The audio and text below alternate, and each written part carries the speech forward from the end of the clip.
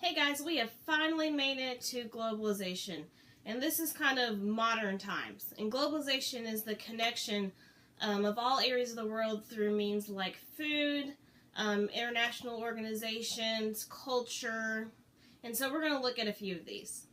At first, we're going to start with economic globalization. So one example is multinational corporations, and these are companies that work in many countries. So like there are Disney worlds all around the world. There's Disney parks in America, in Europe, in China, in Japan. You can get Coca-Cola pretty much everywhere. Burger King is very popular in the United Kingdom. You see McDonald's in China. And so we have countries that, own different areas and operate in different areas of the world. We also see an increase of world trade. If you were to take off your shoe and see where it was probably made in an Asian or African country. We make stuff in the United States that's sold in other areas of the world. And so we are constantly trading with each other with resources and goods. And that's just what modern times has become. We also see economic organizations like the European Union and NAFTA. We've talked about the European Union. NAFTA is the North American Trade Organization, which basically encourages trade between Canada, the United States, and Mexico through reduced tariffs. Okay, let's talk about demographics in globalization, which basically means the movement of people. We see a lot more migration going on for good and bad reasons, pull and push reasons. So either people fleeing areas like in Syria today, or we see people moving to big cities because of job opportunities. You can move anywhere around the world pretty easily now. Global travel is more accessible than ever. If you wanted to go to Europe from America in the 1800s, you'd have to take a boat. It would take a long time, to be very expensive. It's still expensive to fly to Europe, but if you save up, a middle-class person could fly to Europe for a trip.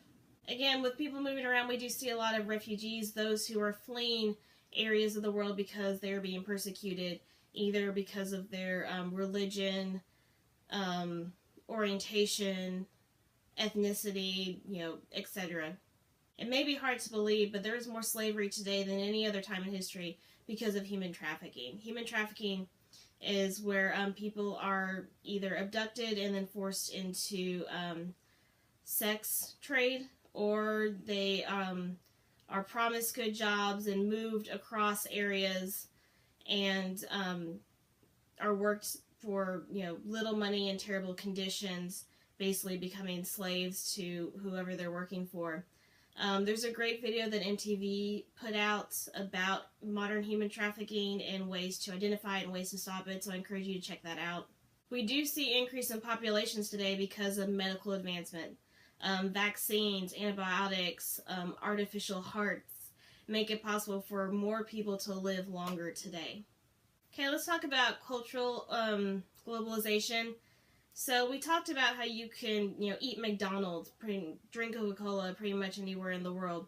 And this is a result of Americanization, basically the spread and the enforcement of American culture around the world. And this has been greeted very well and terribly depending on different areas of the world. So again, you can get a lot of American cultural things in other areas of the world today. We also see international sports like the Olympics and the World Cup that connect different groups of people from around the world and become world events. We see cultural things like Hollywood and Bollywood, the rise of entertainment in areas of the world as a cultural form of globalization. We see the rise of international government organizations like the United Nations, the World Health Organization, that try and raise the standard for health and freedom in the world today.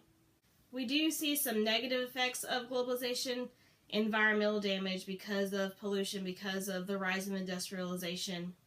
Has become a modern day problem in our global world. Disease can also be spread more easily because of globalization. An outbreak in China can easily make its way to the United States because of air travel. Disease can spread much more easily today, even with our access to medicine. We also see a backlash to this globalization through the rise of nationalistic groups resisting to terrorist organizations who, aren't associated with a government per se, that work kind of all around the world as a backlash to our globalization today and for other reasons. Okay, that's it for globalization. This is the last video that has to go with the course with the book. So now we move on to review. So yay, we finished, and I will see you